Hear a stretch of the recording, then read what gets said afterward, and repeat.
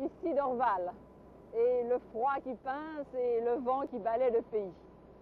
Tout près, un quadrimoteur qui, dans quelques heures, eh bien, va nous transporter près des palmiers et des plantations de canne à sucre, un dépaysement total, Haïti, au cœur des Antilles. Pourquoi Haïti? Eh bien, comme une petite cellule donne une idée du corps entier, Haïti va peut-être nous aider à prendre la température de cette Amérique centrale, bouillonnante, turbulente, où chaque tentative de continuité et d'ordre semble vouée à l'échec. C'est moins un album de belles images de ce paradis tropical que nous allons chercher que le témoignage de quelques hommes de là-bas qui nous aideront à comprendre ce qui s'y passe.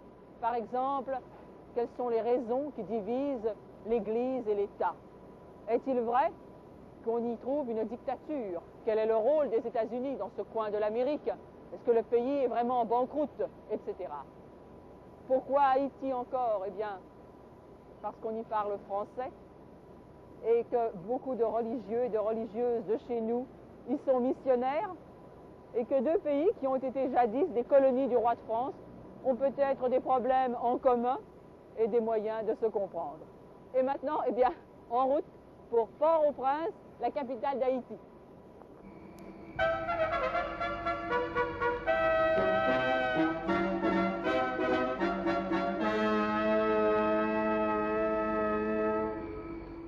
Haïti est une république indépendante, située dans les Antilles, à environ 1500 milles de New York. Ses voisins immédiats sont la République dominicaine, dirigée par le dictateur Rafael Trujillo, et Cuba, dirigée par Fidel Castro. Deux voisins à l'idéologie politique opposée. Sur son territoire, sensiblement égal à la Gaspésie, vivent plus de 3 500 000 Haïtiens.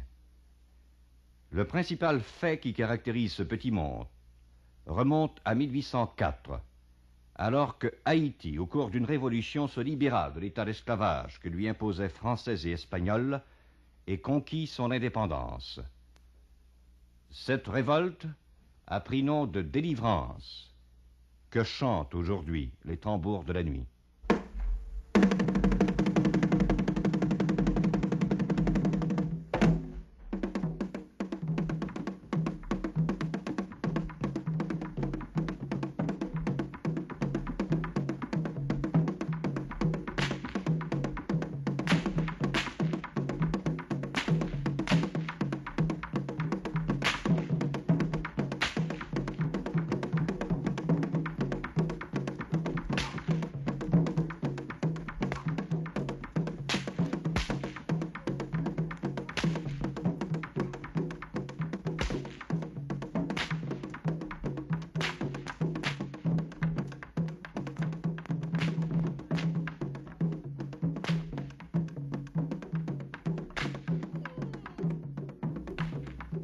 C'est dans la nuit du 14 août 1791 que mon pays décida la révolte. Sous l'inspiration de Boukman, un grand prêtre vaudou, un groupe d'esclaves se réunit dans une clairière du bois Caïman pour préparer un soulèvement massif. Le mot d'ordre du chef des Salines se résumait dans une seule phrase: couper tête, brûler caille. Il fallait couper les têtes et brûler les maisons. Après la cérémonie, une femme, la Mambo, étendue sur le sol de terre battue, fut secouée d'un frisson qui s'empara de tout son être. Couteau à la main, elle se lève, pivote sur elle-même et, dans un excès de frénésie, enfonce le couteau dans la gorge de la victime, un cochon noir. Après ce sacrifice, tous les esclaves présents boivent alors le sang rouge de l'animal en guise de serment au grand prêtre Boukman. 8 jours plus tard, dans la nuit du 22 août, et 12 années durant, les flammes s'élèvent des 4 coins de l'île, et des têtes, beaucoup de têtes, tombent sous les couteaux. Et depuis, mon pays ne cesse de revivre ses jours et ses nuits, où un flot d'esclaves se libérèrent de l'esclavage.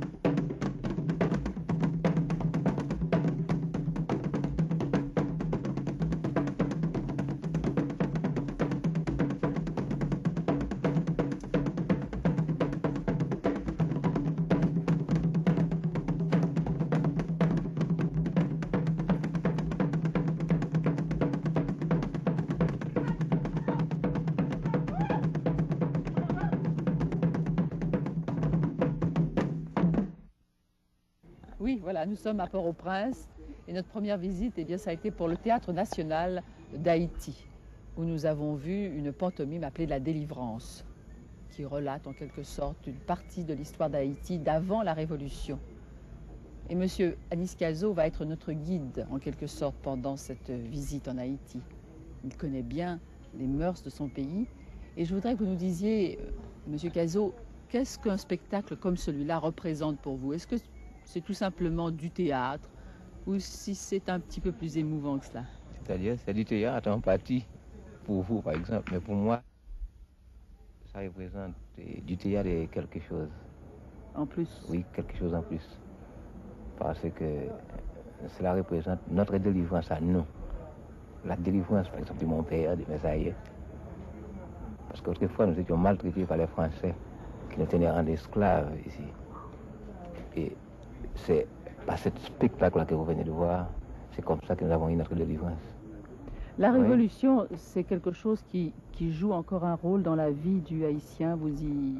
Je pense que presque tous les Haïtiens sont comme moi, pensent presque comme moi, parce que nous avons souvent des entretiens. Qu'est-ce que c'était la Révolution? Enfin, c'était en 1804, je crois. C'était en 1804, oui. La Révolution a été faite par nos pères, par exemple Dessalines, Pétion, Christophe, tout cela. Ils se sont mis ensemble pour nous délivrer des Français qui nous maltraitaient, qui nous gardaient en esclaves. Alors, c'est par cette révolution que nous avons gagné notre liberté. Et vous savez, madame, c'est que c'est la liberté. Bien sûr, je sais bien que ça compte. On commençait à en parler à cette époque-là déjà, d'ailleurs, de la liberté. Mais est-ce que vous n'étiez pas aussi les premiers en Amérique centrale à la prendre, je pense, cette liberté? Ça aussi, je crois que ça compte un peu pour vous. Je crois que oui. Nous avons même aidé à Bolivar, n'est-ce pas, au Venezuela, de gagner sa liberté aussi à lui. Monsieur Manigat, en tant qu'historien, qu'est-ce qui fait pour vous l'intérêt d'un thème comme celui-là, la délivrance? Vous savez, l'intérêt d'un tel thème, à mon avis, réside dans la correspondance qui existe entre l'état d'esprit actuel des artistes dans leurs préoccupations et l'orientation des recherches dans le domaine culturel en général. Ce thème de la délivrance, le peuple haïtien spontanément, par un mouvement psychologique tout naturel, le cherche dans l'histoire, dans la grande délivrance que notre histoire révèle, savoir cette révolution que nous avons opérée en 1804 et qui nous a fait passer de l'état d'esclavage colonial à l'indépendance nationale. Cette histoire nous a marqué profondément. L'Haïtien est non seulement fier de son histoire en ce sens qu'il sait qu'il a l'une des plus belles du monde, mais en outre, il cherche dans l'histoire des thèmes d'inspiration. Et il se rend compte que la révolution qu'il a opérée, cette révolution a été politique, mais il faut la parfaire sur le plan de l'affranchissement économique et culturel. Et c'est ce qui explique que ceci pose un problème, le problème de l'occidentalisation en quelque sorte. Qu'est-ce que nous devons faire pour cet affranchissement économique et culturel? Est-ce que nous devons nous dépouiller en quelque sorte des valeurs d'Occident qui nous ont été imposées? N'oubliez pas que nos ancêtres n'ont connu que l'Occident colonisateur et esclavagiste. Devons-nous retourner à notre personnalité africaine ou du moins aux origines africaines de notre personnalité? Ce problème est lié, ce problème d'option est lié à une autre option, à une autre drame, savoir la modernisation. L'Occident nous présente une forme de modernisation, l'Occident est plus avancé. Ce bien-être que l'Occident représente, nous le désirons, mais dans quelle mesure devons-nous le rechercher? Ne faut-il pas préserver une certaine originalité? Et ainsi, il se trouve lié le problème de l'occidentalisation et de la modernisation. Alors, quelle serait donc la meilleure formule, justement, pour répondre à ce double besoin de délivrance? Eh bien, il me semble qu'avant d'aller interroger des spécialistes, des intellectuels, des professionnels, il vaudrait mieux aller voir la réalité, voir le peuple, comment il vit, et surtout, vous vous rendrez compte des problèmes qu'il faut résoudre pour qu'on arrive à donner à ce peuple ce bien-être tel que l'Occident l'entend. Remarquez que ce bien-être existe en Haïti, mais il est l'apanage d'un petit groupe, d'une minorité de privilégiés, de nantis. Il faudrait l'élargir et tel est le problème. Dès que le soleil colore l'horizon, l'aboiement des chiens, les cris des autos donnent le signal. Port-au-Prince s'éveille, couronné de flamboyants et de bougainvilliers. Il faut se lever tôt pour profiter de la fraîcheur. Ce jour-là, délaissons les villas entourées de palmiers, bien fermés sur leurs secrets de famille, Je m'en vais me promener non loin du port, au Bel Air, le quartier miséreux de la capitale.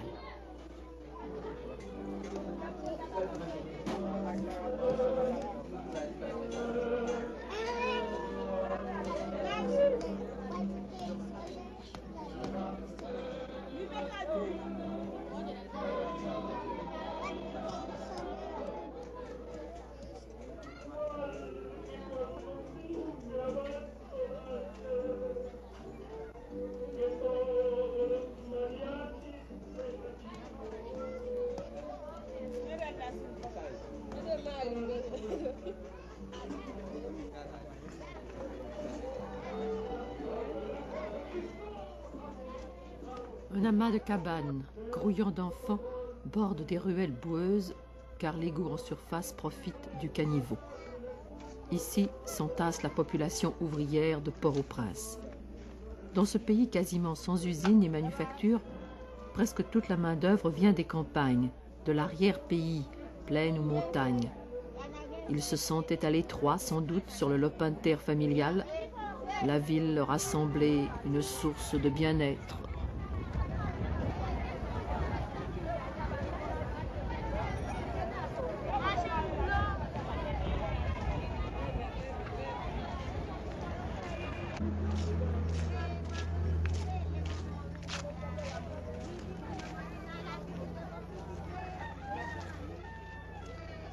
À la Saline, en bordure du port, c'est encore pire. C'est dans la rue, entre la mer et le marché, que cette foule vit, littéralement, car les logis sont exigus. 10 ou 15 personnes dans la même pièce, alors qu'il fait 95 degrés au milieu du jour, et pas un arbre. Et l'eau de la lessive ou de la cuisine qu'il faut aller chercher à la pompe, dans un bidon de fer que les femmes portent sur la tête. Tant de bras à ne rien faire, tant d'estomacs à moitié vides. Et ce fléau des pays sous-développés, une surpopulation dont on ne sait que faire.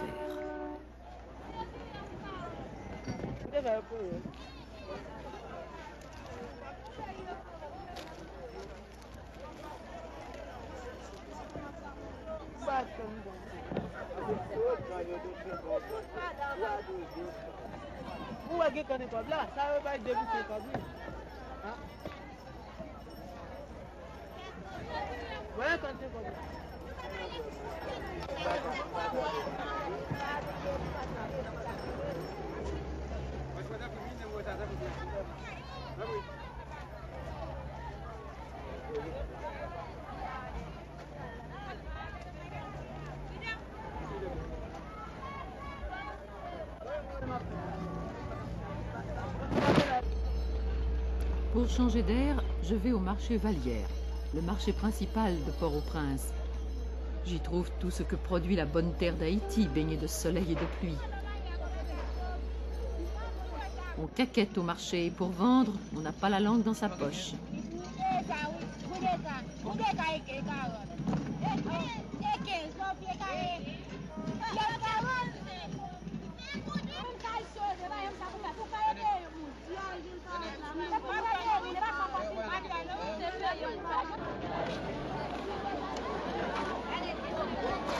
Alors, ce sont surtout des femmes qui vendent ici au marché. Oui, oui. Il n'y a pas d'hommes, hein? Non, non. Pourquoi? Parce que les hommes travaillent la terre et c'est une coutume. Les femmes vendent ce qu'ils produisent.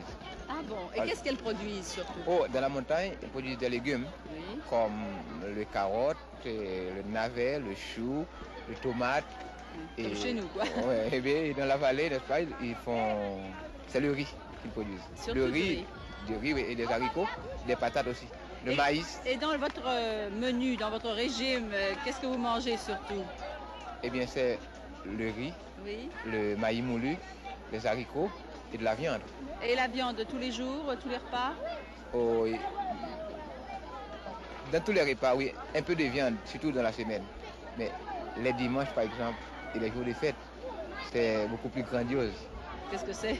Parce qu'on mange, par exemple, on peut manger une dinde, Oui. le poulet. Ah, les volailles, c'est pour le Ouais, dimanche. c'est pour le Mais dimanche. ces femmes qui viennent ici, qu'est-ce qu'elles peuvent gagner à peu près dans leur journée? Oh, dans leur journée, elles peuvent gagner, ça dépend, de 1 jusqu'à 6, 7, 8 $. Ah bon? Alors elles vendent tous leurs paniers qu'elles ont sur la tête et Oui. ça leur rapporte... Parce que ceux qui viennent de la montagne apportent moins de choses que ceux de la vallée. Ah, Parce que pourquoi? ceux qui viennent de la montagne portent leur panier sur la tête. Oui. Ils peuvent porter dans les 50 livres, 60 livres sur la tête. C'est vrai, Oui. mais ce n'est pas suffisant. Et tandis que dans la vallée, ils ont un âne qu'on appelle bourrique ici. Oui. C'est pas pour transporter ce qu'ils produisent. Alors ils apportent ça à Un peu plus. un peu plus. Ah, je comprends. Alors ce sont les femmes de la vallée qui sont les plus riches. Oui, Est-ce c'est que sont exact. aussi- est-ce qu'ils sont heureux, ces femmes-là qui viennent au marché? Oh, en général, tous les campagnards sont heureux. Même s'ils sont un peu pauvres, mais ils sont heureux quand même avec ce qu'ils gagnent. Parce qu'ils n'ont pas d'ennui. Parce qu'ils ne payent même pas de taxes dans la montagne. Disons-le bien bas entre nous, notre guide a une tendance, naturelle d'ailleurs dans ce pays de soleil, à parer la réalité. 7 ou 8 dollars par jour, ce serait étonnant, alors qu'une livre de riz vaut quelques sous et les fruits, une somme encore plus minime. Mais il nous faut rencontrer des Haïtiens et parler avec eux. Toutes ces familles qui vivent et grouillent ici au soleil dans des conditions de vie étonnantes, à 700 000 seulement de Miami, il nous faut savoir comment ils se débrouillent, comment ils subsistent et s'ils sont heureux. Du moins, d'une certaine manière.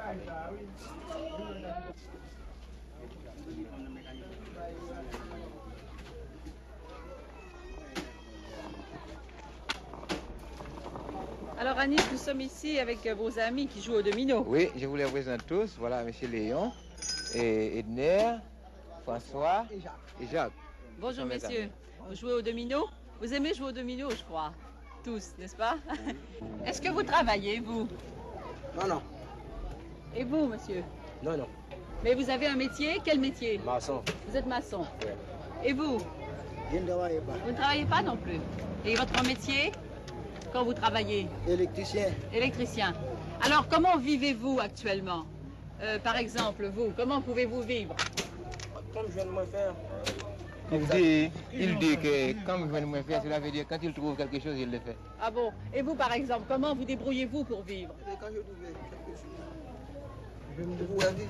Quand même, Par exemple, ça vous coûte combien pour vivre, pour manger? $1,50. Moi seul, là, par jour. Vous vivez seul ou avec des parents? Non, moi seul, $1,50. $1,50 par jour. Et comment vous trouvez cet argent-là? Au bon Dieu, bon, justement.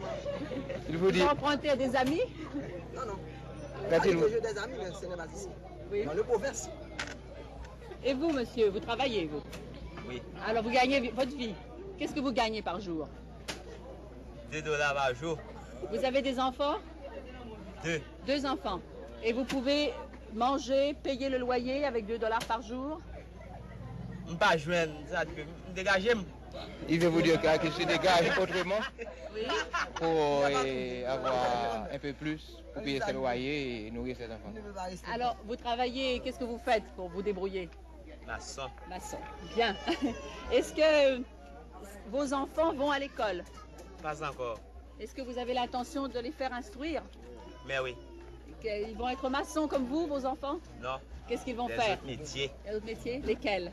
Docteur. Docteur? Docteur, avocat, quelconque. Ingénieur. Ingénieur. Mais ça coûte beaucoup d'argent pour faire instruire les enfants. Je travaille pour ça. Vous allez travailler pour ça. Oui, oui. Mais est-ce que vous pensez être capable de trouver du travail? Oui. Bon. Alors, et vous, monsieur? Vous n'êtes pas marié?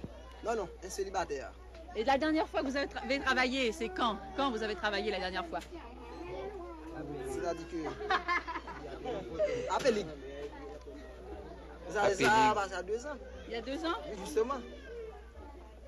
Alors que tous vos amis dans les environs, beaucoup travaillent un peu et pas beaucoup. La moitié. La moitié. Bon, alors merci et continuez la partie de domino. Bonne chance.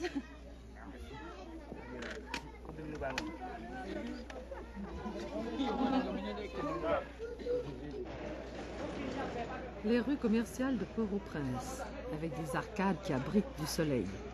Dans ce port franc, on y vend pas cher des caméras allemandes ou des parfums français. Quant aux produits haïtiens, vanneries, bois sculptés, ils ne doivent pas peser lourd dans les recettes du pays.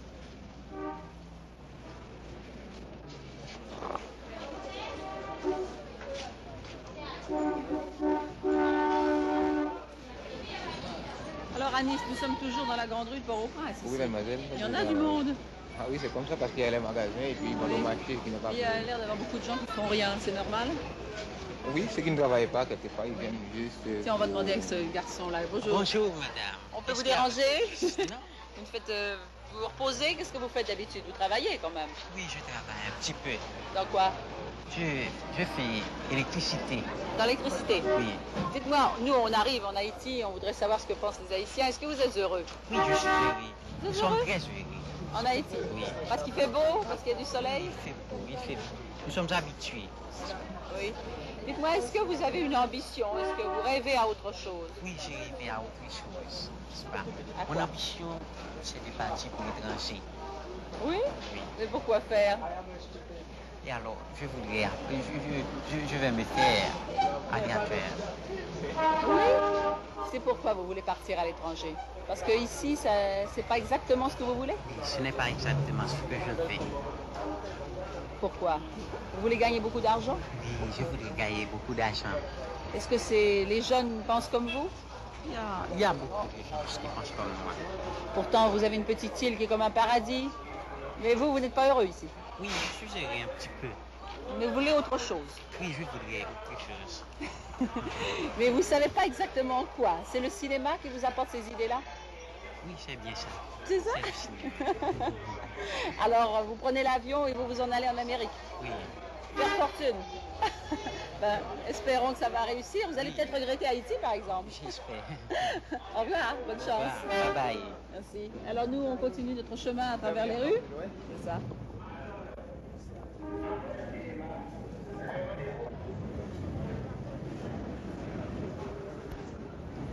Alors, à Nice, les gens sont heureux en Haïti? Oui, c'est Hein? comme ça, ils sont toujours heureux. Oui. Oui. Avec les peu qu'ils gagnent, mais Oui. il fait quand même, par exemple. Oh, parce qu'il y a un ami, laisse-moi vous le présenter. Comment ça va? On ne s'est pas vu longtemps, hein? Je vous présente mademoiselle Judith, qui va vous poser quelques questions. Bonjour, monsieur. Bonjour. Dites-moi, monsieur, on peut vous demander ce que vous faites? Coiffeur. Coiffeur. Oui. Bon.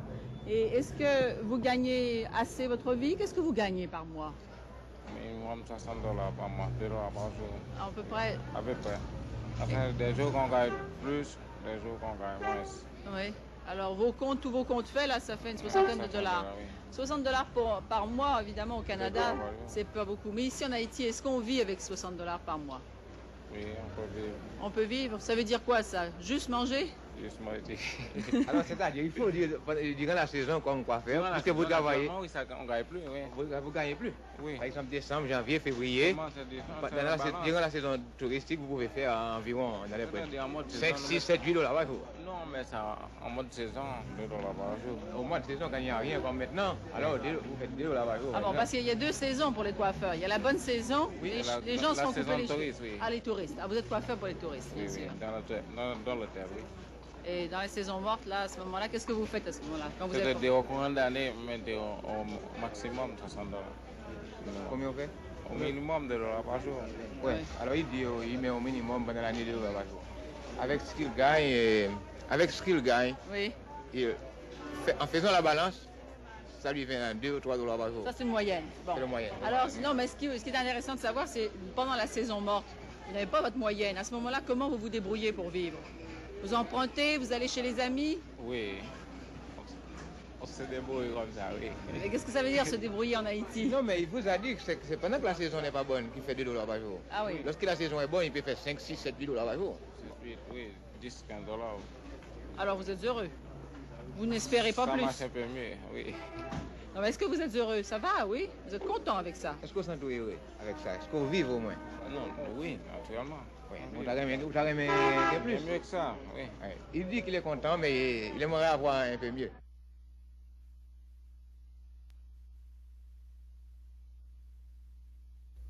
Et voilà, mon pays vient de vous révéler un trait de sa physionomie, la misère. Cependant, tout aux côtés de cette misère surgissent çà et là ces grandes dames de la nature, les palmiers. Le palmier d'Haïti est typiquement haïtien, fier, majestueux et gai.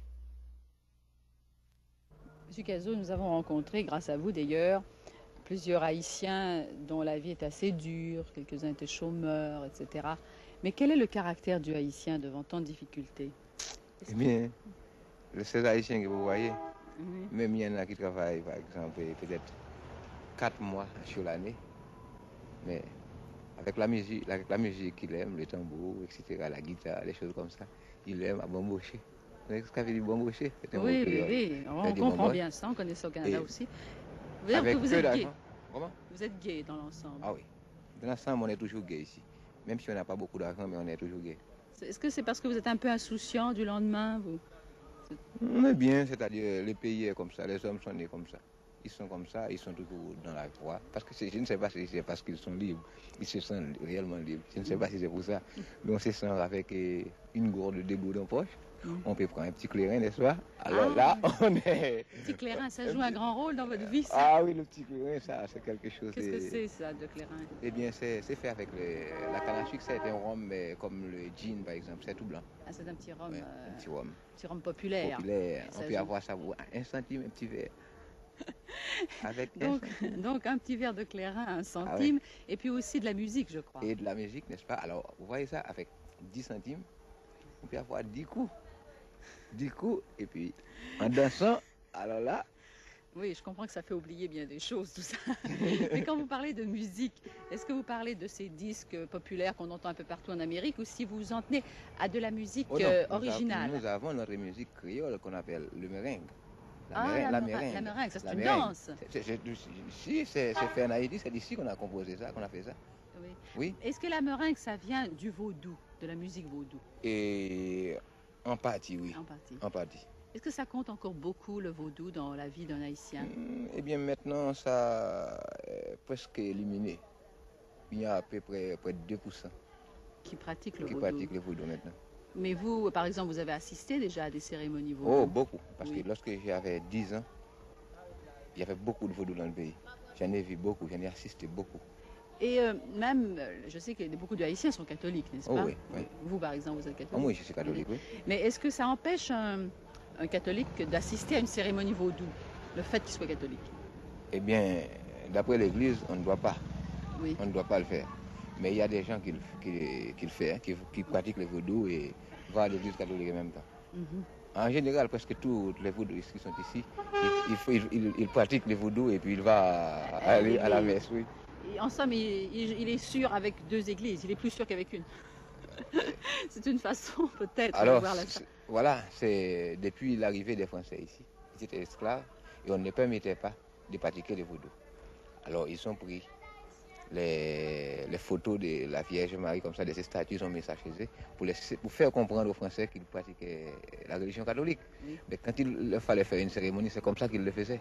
Ah bon. Alors ça reste de père en fils. Leurs enfants croient qu'ils doivent servir l'Église catholique et aussi le vaudou.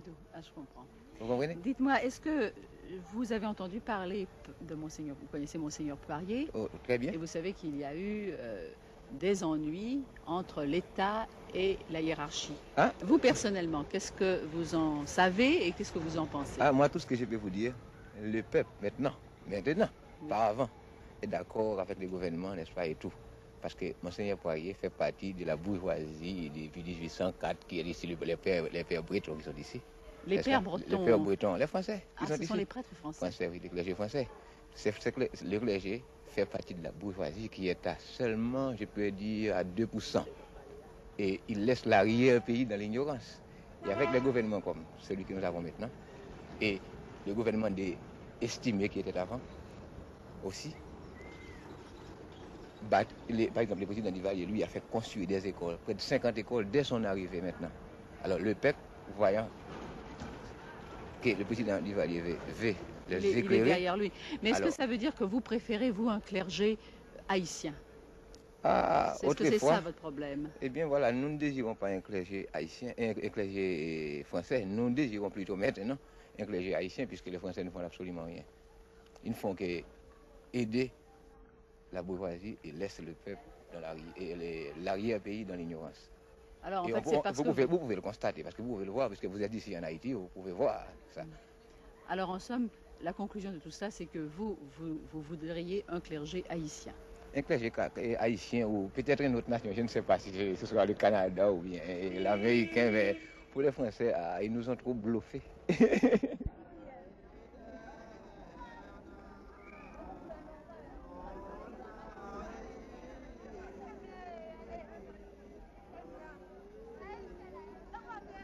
Est-ce que les Haïtiens sont religieux? Malgré Anis et sa façon carrée de dire les choses, les Haïtiens s'expriment librement, sans complexe. Qu'en est-il au juste? Le 2 novembre, jour des morts, les cimetières étaient pleins de fidèles qui venaient prier sur la tombe de leurs défunts. Ici, on prie avec une mimique éloquente. À travers l'ardeur de certains chrétiens, on retrouve malgré soi la frénésie des danseurs vaudous, l'ancienne religion africaine conservée dans l'arrière-pays et qui semble si près de l'âme du peuple.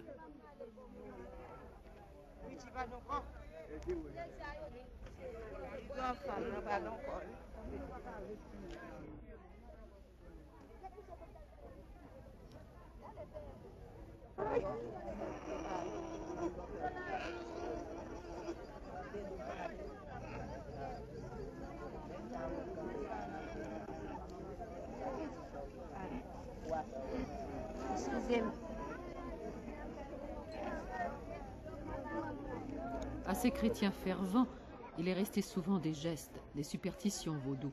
On ne change pas en 2 ou 3 générations ce qui existait depuis des siècles. Et il faudra beaucoup de patience, de compréhension aux missionnaires. D'ailleurs, il faudrait savoir comment les traditions africaines ont persisté ou se sont mêlées aux coutumes occidentales Monsieur dans la vie Douillon, courante. En tant que psychologue ayant étudié au Canada, est-ce que vous voulez nous parler un peu de la famille haïtienne, de sa composition, mais également de ses façons, si vous voulez, de subsister, de vivre? Et je crois d'abord, il faut que je précise que le concept de la famille haïtienne n'est pas le même que celui de la famille canadienne, la famille américaine, par exemple. Et à la campagne, souvent, il y a le père, la mère, les enfants. Et ça constitue une unité familiale. Mais souvent, ces gens le père et la mère ne sont pas mariés entre eux. Et seulement, ils sont placés, comme on dit. Et cet état de plaçage correspond exactement à l'état de mariage, sauf que ce n'est pas légal. Mais il y a autant de cohésion, autant d'unité dans les familles placées que dans les familles mariées. Est-ce que ces gens sont catholiques également? Et ils sont catholiques. Et ce qui arrive souvent, c'est que l'évêque profite de cette tournée et une fois par année pour bénir les mariages de ces gens. Et alors, comme ça, ils passent d'un état illégal à un état légal. Est-ce que ça cause des problèmes aux enfants, les enfants de ces familles placées? Non, je ne crois pas. Ici, vous savez, l'enfant illégitime est accepté. Ce n'est pas un enfant exceptionnel comme au Canada, par exemple. Et il est intégré dans la famille et ça ne pose pas de problème particulier. Par exemple, dans ma paroisse, on a calculé qu'il y a à peu près 13% seulement de familles légitimes. Tout le reste est constitué par des familles illégitimes. Et jamais on a constaté de désordre à cause de ce travail. Et maintenant, sur le plan économique, comment cette famille moyenne haïtienne à la campagne se tire-t-elle d'affaires? Nous avons pu voir qu'elle n'a pas l'air très riche d'après nos concepts à nous de la richesse. Je vois. Et je dois vous dire que souvent, l'homme est placé avec une femme, a des enfants avec, alors il appelle cette femme maman petite moins en créole, mais souvent aussi il a d'autres petites femmes aux alentours ou ailleurs. Et souvent il donne un petit commerce à chacune de ces femmes. Et de telle sorte que chacune de ces femmes représente un apport économique à la famille. Et souvent c'est ce qui permet à la famille de subsister. C'est une façon de vivre, évidemment, qui serait peut-être difficile à envisager dans nos pays. Elle est évidemment archaïque. Mais est-ce qu'elle a créé en Haïti une sorte d'équilibre familial et économique? Est-ce que ça a été déjà une formule de bonheur? Et oui, les gens parviennent à survivre, un peu comme ça. Mais il faut dire que ce n'est pas tout le monde qui vit dans cet état-là, et surtout à la campagne. Oui. Il y a, par exemple, d'autres sources de revenus pour la famille paysanne. C'est, par exemple, le fait qu'ici, nous avons ce qu'on appelle le complexe du voisin, en ce sens que la famille à la campagne, ça comprend le père, la mère, les enfants, plus les voisins. Et souvent, les voisins viennent en aide à la famille, de telle sorte que la famille ne se sent pas seule devant les mauvais coups, mais il y a toujours les voisins qui peuvent lui venir en aide. Et aussi, je crois que sur le plan travail, vous avez une formule assez originale, le Combit, oui, oui, qui est une coopérative de travail. Une coopérative de travail. Vous savez que souvent la famille haïtienne n'a pas assez de moyens pour se payer une main-d'œuvre. Alors, ce qu'elle fait, elle fait appel aux voisins. Et les voisins viennent donner un coup de main un beau jour, et avec la garantie qu'il y aura une réciprocité quand les voisins, à leur tour, auront besoin de l'aide de cette famille. Alors, cette formule haïtienne, en somme, familiale et sur le plan travail à la campagne, qu'est-ce qu'elle devient devant l'apport de nouvelles formules occidentales de vie? Est-ce qu'elle se désagrège ou est-ce qu'elle peut résister? Non. Jusqu'à présent, la famille haïtienne est très bien intégrée. Et souvent, avec ses moyens, ces ressources dont je viens de vous parler, et on a l'impression qu'il y a un certain état d'euphorie dans la famille. Mais depuis 1946, ce qui est arrivé, c'est que on a créé chez ces gens-là une conscience de leur misère. Et de plus en plus, avec l'arrivée de nombreux touristes, avec les nombreux étrangers qui arrivent ici, ils ont des termes de comparaison, ils ont des schèmes de référence. Ils s'aperçoivent maintenant qu'ils ont des besoins qu'ils ignoraient avant. Alors ils prennent de plus en plus conscience de ces besoins, bien qu'ils n'aient pas les moyens de les satisfaire. Ce qui crée probablement en eux un état de tension génératrice de conflits et peut-être de névrose. Merci beaucoup, M. Douillon. Puis je suis retournée voir M. Maniga, l'historien que nous avions rencontré au théâtre de Verdure. Monsieur Maniga, nous avons suivi votre conseil.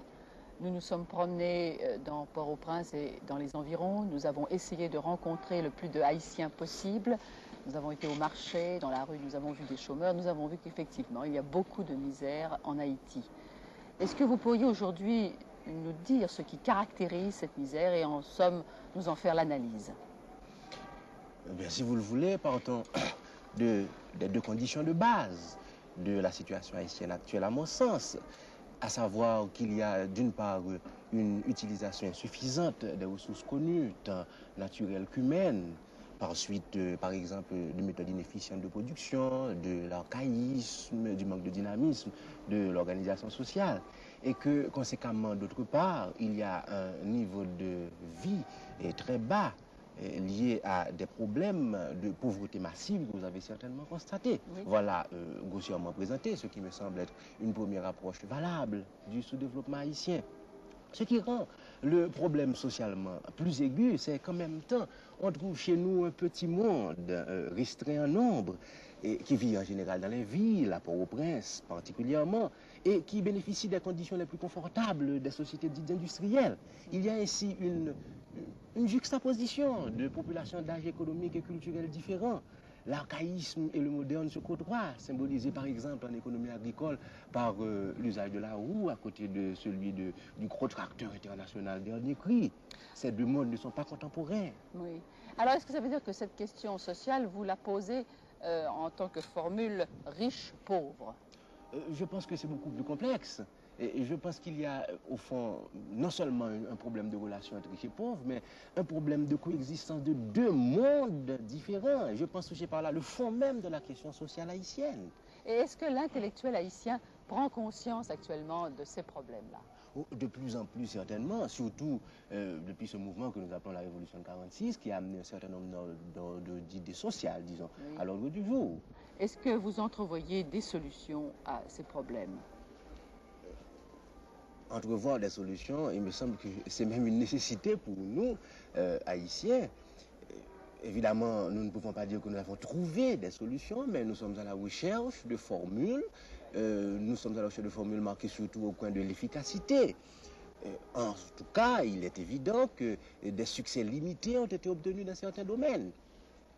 Par exemple, la lutte contre le pian a donné des résultats absolument remarquables. On a réussi à réduire le taux du bilan à moins de 1%. Et ceci est évidemment magnifique. La lutte contre la malaria a été entamée avec probablement les mêmes chances de succès. En tout cas, on veut suivre l'exemple de Ceylan où la malaria a été éliminée et ceci a permis d'allonger la moyenne de vie de 9 années, ce qui est vraiment remarquable. Récemment, on a lancé une campagne de désalphabétisation dont l'objectif est d'arriver à l'élimination de l'ignorance. Il y a donc au moins sur ce point une prise de conscience et une volonté systématique d'intervention. Mais à mon sens, une action pour être totalement valable devrait porter sur les facteurs déterminants du sous-développement. Et ces facteurs déterminants du sous-développement sont avant tout économiques. Et je pense donc qu'un économiste est mieux placé que moi pour en parler. Arriverons-nous à nous libérer par nos propres moyens et à rattraper notre retard? Dans ces conditions, il nous faut une politique économique pensée, orientée, rechercher les moyens adéquats, les moyens appropriés, comme par exemple les investissements exigeant de faibles doses de capital. Ou au contraire, ne pouvons-nous pas, devons-nous compter sur l'aide étrangère, qui dans ce cas deviendra une affaire de nécessité, une question de vie ou de mort? Je préfère laisser la parole à un économiste sur des questions de ce genre. Ce que je pourrais dire au point de vue social, c'est que le problème pour nous est de déterminer le rôle des classes dans ce problème pour arriver à rattraper notre retard. Évidemment, les classes moyennes, de par leur position, auraient comme une vocation pour essayer d'arriver à résoudre ces problèmes, mais je doute qu'elles puissent à elles seules provoquer la puissance d'ébranlement qu'il faudrait. L'élément fondamental me semble bien être la paysannerie, c'est l'élément pivot, l'élément clé. Si bien que mon opinion personnelle est que sans arriver à une exaltation messianique du rôle de la paysannerie en Haïti, incontestablement c'est elle qu'il faudra essayer de mettre en branle. Suivant le conseil de M. Maniga, je vais consulter maintenant un économiste, M. Jo Châtelain, directeur de la section des statistiques à la Banque nationale d'Haïti. Haïti est un pays paysan, n'est-ce pas, dans sa majorité. Et la richesse d'un pays, c'est ce qu'il produit. Alors quel est actuellement le volume de la production annuelle d'Haïti? Sinon son volume, du moins sa valeur.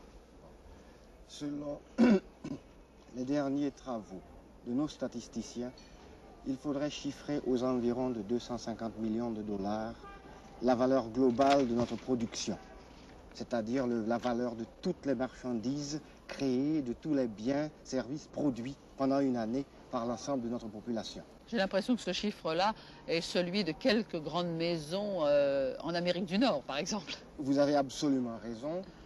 Si vous ramenez le chiffre à une moyenne mensuelle, vous vous rendrez compte que ceci correspond au chiffre d'affaires d'une entreprise qui vendrait pour 20 millions de dollars par mois. Oui, c'est donc assez petit.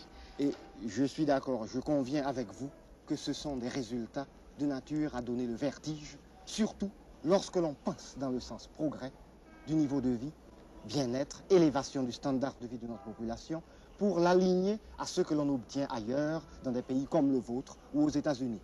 C'est un accroissement de l'ordre de 20 fois ou 25 fois qu'il faudrait obtenir de la valeur de notre production.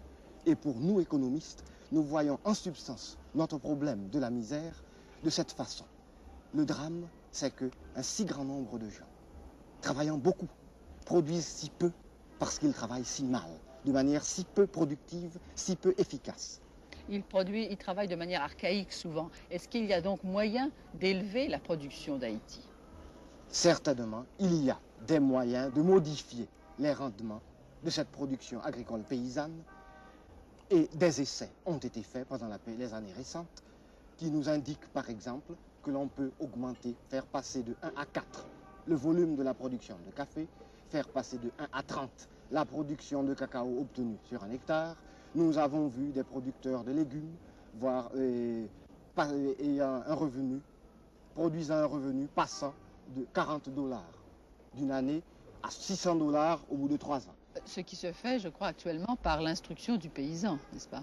Oui, exactement. Nous avons eu quelques expériences très prometteuses d'éducation pratique du paysan, tendant à lui communiquer des nouvelles méthodes, peu coûteuses mais plus productives.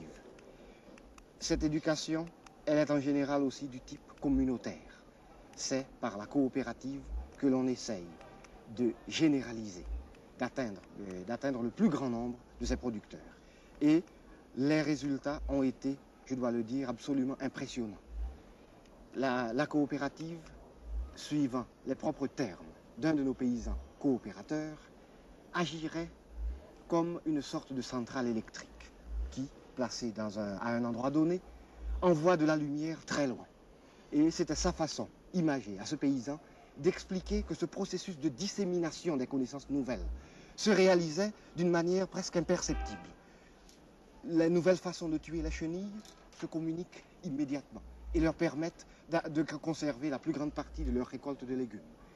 Et nous avons l'espoir qu'avec ces formules coopératives, il y a là des moyens d'atteindre à la longue un très grand nombre, sinon la plus grande partie, de notre population paysanne. Mais est-ce qu'il ne faut pas aussi, pour que ces coopératives donnent un plein résultat, qu'il y ait des techniciens prêts? Évidemment, nous voyons d'ores et déjà, nous voyons dès maintenant le genre d'agencement administratif nouveau qu'il faudrait réaliser, les équipes de techniciens qu'il faudrait pouvoir associer.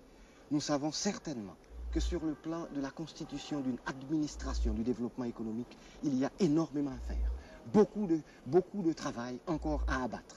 Mais nous ne perdons pas espoir quand même, parce que nous croyons qu'il y a énormément de raisons, énormément de changements qui ont apparu dans la période récente, qui permettent d'augurer que tout ceci pourra se faire. Est-ce que cet espoir que vous entrevoyez provient d'un fait psychologique, d'une évolution dans la mentalité du Haïtien? Exactement. Vous avez touché exactement du doigt le type de problème auquel je pensais me référer. Il y a tout d'abord, dans la population elle-même, un nombre de plus en plus grand d'individus qui sont impatients de la misère, qui refusent la misère, qui de toute façon ne l'acceptent plus comme une calamité, comme un fléau naturel, et qui sont convaincus que quelque chose est possible, que la misère peut être combattue.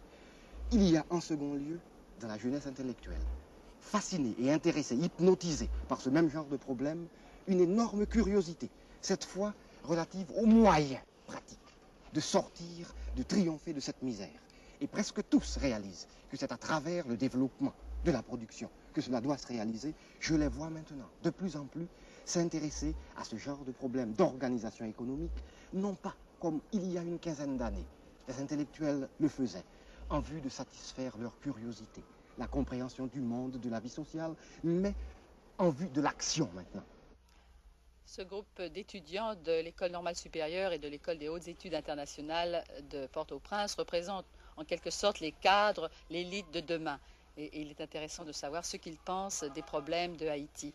Vous, Monsieur Joachim, quelle est votre attitude en tant qu'étudiant vis-à-vis les problèmes de Haïti?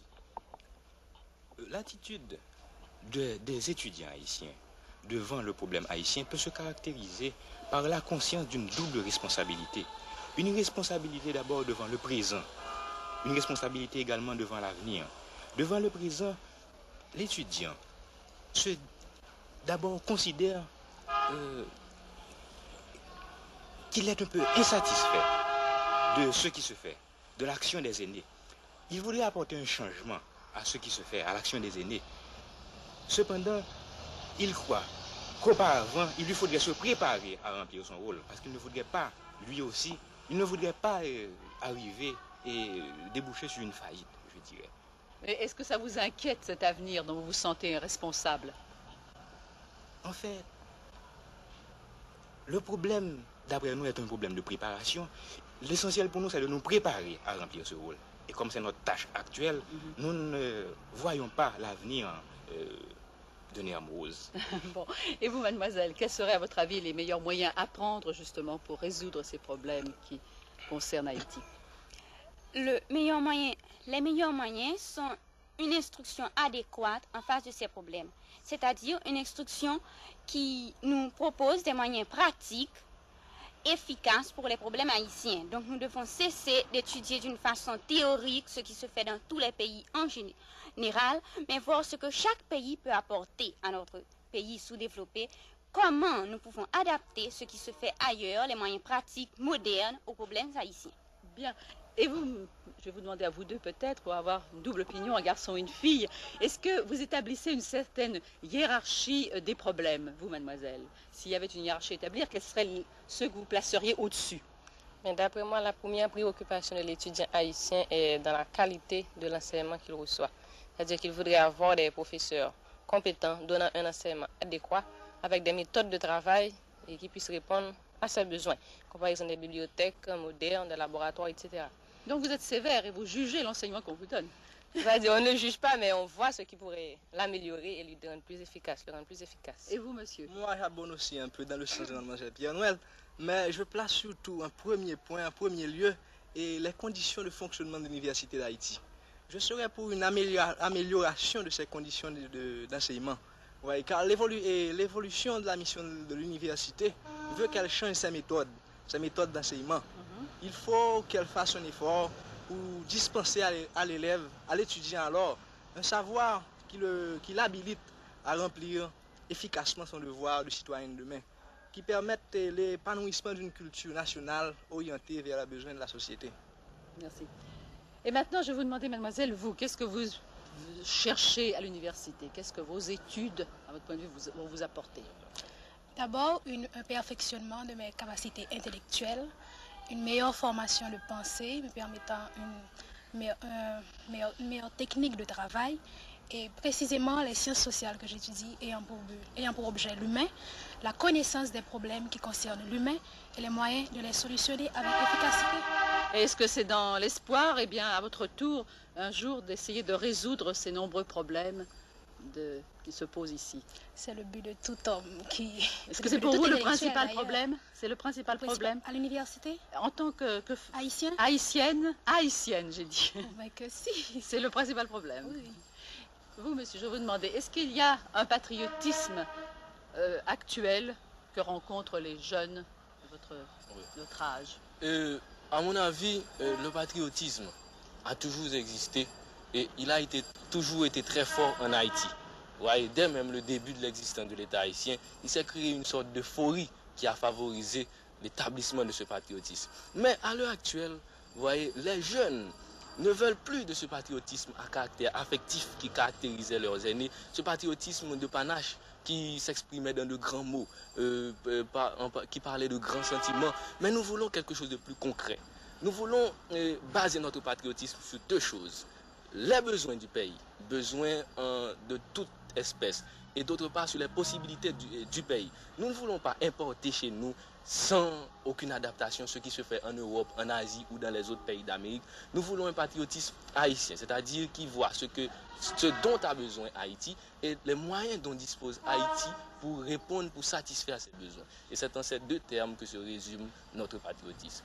Besoin haïtien, potentialité haïtienne. Nationalisme éclairé, donc. Et est-ce que dans l'ensemble, vous vous sentez optimiste quant à l'avenir du pays, monsieur? Le problème de l'optimisme, c'est comme vient de le dire mon camarade, c'est une question de préparation. En fait, c'est nous qui devons créer l'avenir et si nous étions pessimistes, cela coïnciderait avec une sorte de démission. C'est-à-dire que nous n'envisagerions pas les moyens de créer cet avenir auquel nous rêvons. Nous voulons un avenir heureux pour notre pays. Par conséquent, nous envisageons les moyens de créer cet avenir. Cela veut dire que nous sommes optimistes. Eh bien, ce sera le dernier mot pour aujourd'hui. Merci, messieurs, mesdemoiselles.